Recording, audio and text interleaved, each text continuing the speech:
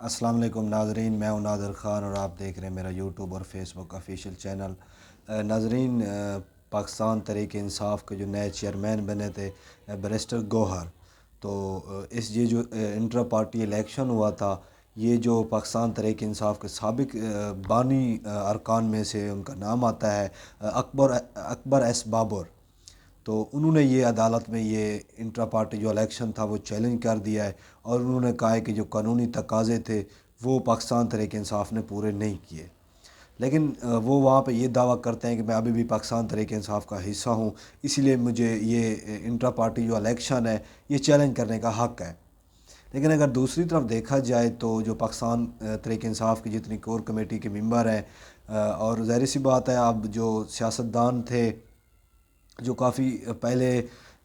Leadership ہے پاکستان تحریک انصاف کی، وہ کافی عرصہ پہلے سے ہی انڈر گراؤنڈ ہو چکی ہے، ان کے اتنی موقف سامنے نہیں آتا۔ لیکن جو قانونی ٹیم ہے اور کور کمیٹی کا حصہ بھی ہے پاکستان تحریک انصاف کا،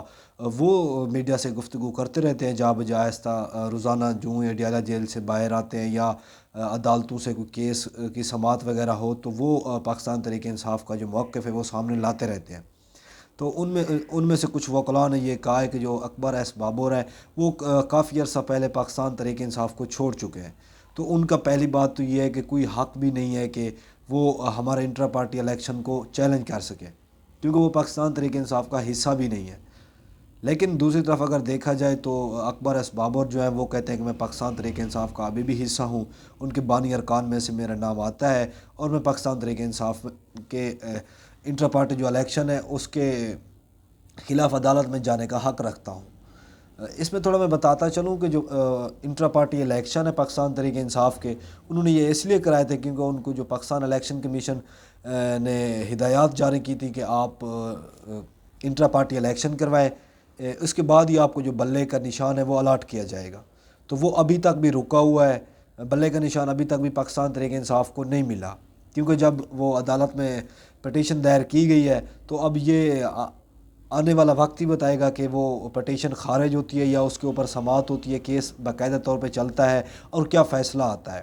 تو جو بلے کا نشان تھا پاکستان تحریک انصاف کا وہ ابھی تک رکا ہوا ہے، وہ الیکشن کمیشن نے الاٹ نہیں کیا۔ لیکن اس کے اوپر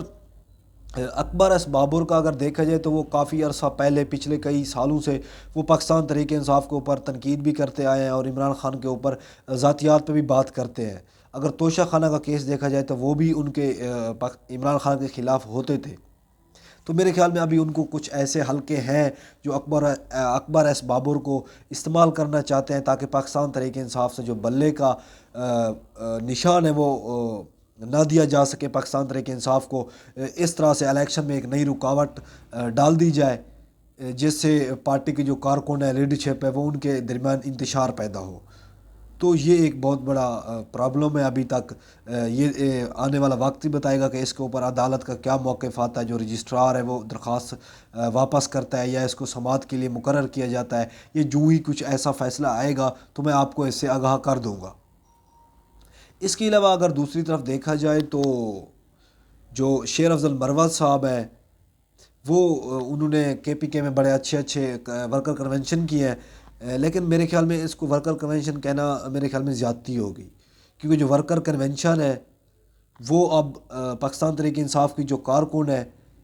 جو رہنما ہیں، وہ اتنی تعداد میں شرکت کرتے ہیں کہ وہ جو ورکر کنونشن ہوتے ہیں وہ جلسے کی طرح ہی نظر آتے ہیں۔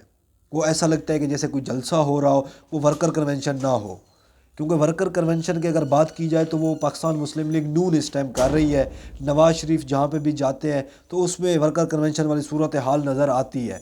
اس میں 50 100 150 اس سے لگ بھگ جو ہے وہ کارکن ہوتے ہیں اس میں، اور اس کو ورکر کنونشن کہنا میرے خیال میں بہتر ہوگا۔ اور جو پاکستان تحریک انصاف کے جو کے پی کے میں اس ٹائم جتنے بھی ورکر کنونشن ہو چکے ہیں اس کو ورکر کنونشن کا نام تو دیا جاتا ہے، لیکن وہ اگر رہنما کی بات کی جائے تو وہ اس چیز کو جلسہ گاہ میں تبدیل کر دیتے ہیں۔ وہ جتنی بھی رکاوٹیں ڈالی جاتی ہیں وہ وہاں پہنچ جاتے ہیں اور ایک جلسہ گاہ جیسی صورتحال بنا دیتے ہیں۔ تو انہوں نے یہ اب اپنا موقف اختیار کیا ہے، انہوں نے کہا ہے کہ اب میں پنجاب میں بھی آ رہا ہوں، اور پنجاب میں انہوں نے مختلف 2 3 ایسی جگہوں پہ ڈیٹس بھی اناؤنس کر دی ہیں جہاں پہ انہوں نے ورکر کنونشن کرنے ہیں۔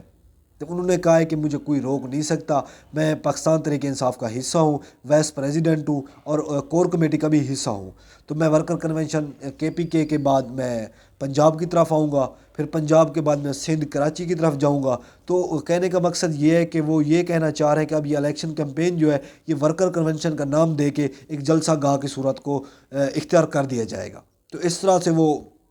ورکر کنونشن کر رہے ہیں جو کہ جلسوں کی صورت میں ہو رہے ہیں، اور وہ ظاہر سی بات ہے روزانہ نہیں تو ایک دو دن کے بعد عمران خان سے بھی ملنے جاتے ہیں ڈیالہ جیل میں، تو وہاں پہ ان کو صورتحال سے آگاہ بھی کرتے ہوں گے، اور عمران خان کا جو موقف ہوتا ہوگا وہ بھی بتاتے ہوئے کہ پارٹی کو اس طرح لے کے چلو، اس طرح سے ورکر کنونشن کرو، اور کیا کیا باتیں جو عوام کو بتاؤ۔ تو یہ میرے خیال میں ایک پاکستان تحریک انصاف کی طرف سے ایک اچھا اقدام ہوا ہے کہ وہ ورکر کنونشن کا نام دے کے جلسے کرنا شروع انہوں نے کر دیا ہے، اور اب وہ پنجاب میں بھی آئیں گے اور سندھ KPK میں بھی جائیں گے۔ تو یہ انہوں نے تینوں صوبے اب کور کرنے ہیں 8 فروری سے پہلے ہی، کیونکہ 8 فروری کو تو الیکشن ہے جو کہ صدر کی طرف سے اور چیف الیکشن کمشنر کی جانب سے یہ اناؤنس ہو چکا ہے۔ آج کے لیے ناظرین اتنے، مجھے اجازت دیجیے، اللہ حافظ۔